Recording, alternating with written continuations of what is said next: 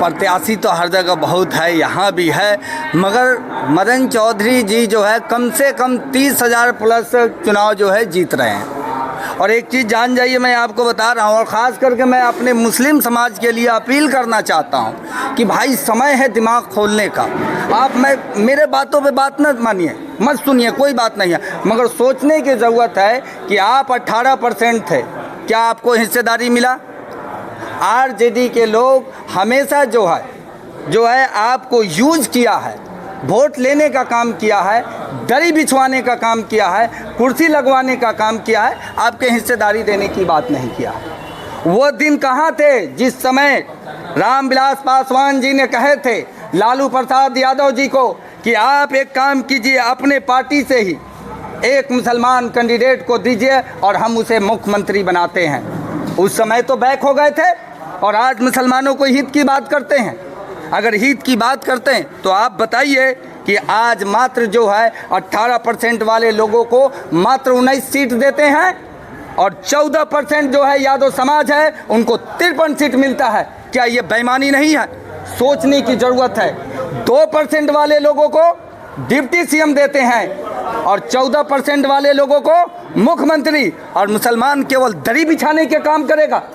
अभी भी समय है मेरे भाई दोस्त, मैं सभी अपने समुदाय के लोगों को कहूँगा कि आप मेरे को देख के ना सोचिए, आपको ईश्वर ने, अल्लाह ने सोचने की ताकत दिया है। आज अगर आप नहीं बहिष्कार करेंगे तो आने वाला हमारा नस्ल जो है दरी बिछाने का काम करेगा।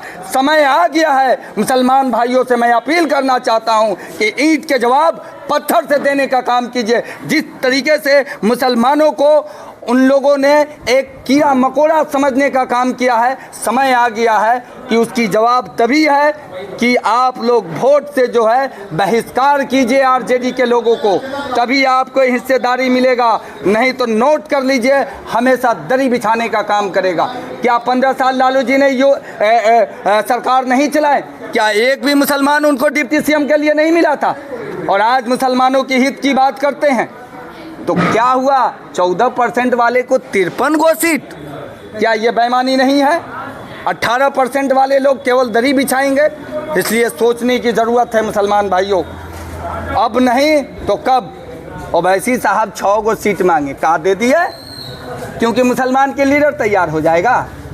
नहीं भाई मेरे, केवल आपको दरी बिछाने का काम करेगा। अगर मुसलमान को अगर कोई आगे बढ़ाने का काम किया है तो केवल नीतीश कुमार किया है। अब समय आ गया है कि आइए एनडीए गठबंधन के साथ तमाम मुसलमान मिलके एकजुट होकर मदन चौधरी को 97 में वोट देने का काम करते हैं। अगर एमवाई की बात करते तो क्यों नहीं डिप्टी सीएम दिया भाई? मुसलमान केवल यूज करने का चीज़ है। आप 14% में 53 को लोगों को सीट दे रहे हैं, अब मुसलमान को 19 को 18% में मुसलमान। आप लोकसभा हो, विधानसभा हो, चाहे वो जिला परिषद हो, पंचायत चुनाव हो, चाहे वो सरपंच का चुनाव हो, वार्ड की चुनाव हो, अगर आपको YM को कभी वोट दिया है, यानी मैं खुल के बोलता हूं कि यादव समाज ने अगर कभी मुसलमान को वोट दिया है, अगर साबित कर दीजिए तो मुसलमान भाइयों को कहेंगे कि आपको जहां मन करता है वोट कीजिए। अगर आपको वोट नहीं देता है तो आप भी वोट देने का काम नहीं कीजिए। आप नोट कर लीजिए, आपको एक वार्ड नहीं बनने देगा और केवल दरी बिछाएगा, क्योंकि आपके मुस्लिम लीडर निकल जाएगा तो आपके हिस्सेदारी की बात करेगा। इसलिए समय है जागने का भाई। अगर जिस तरीके से वो आपको वोट नहीं देता है तो आप क्यों वोट दीजिएगा? क्यों आप दरी बिछाइएगा? कि हाँ, मदन चौधरी जात की राजनीति नहीं करते हैं, बल्कि उन्होंने जमात की राजनीति किए हैं। और इसलिए मैं अपील करता हूं सभी समुदाय के लोगों से, एकजुट होकर एनडीए को मजबूत कीजिए और मदन चौधरी को भारी महत्व से जो है विजय बनाइए। और विकास की गारंटी आपको मदन चौधरी जी जरूर देंगे। अगर नहीं काम करते हैं तो आने वाला 5 साल में बदलने में समय नहीं लगेगा, इनको भी बदलने का काम करेंगे। अगर काम न करेंगे, अगर काम करते हैं तो फिर इनको आगे बढ़ाने का काम हम लोग करेंगे।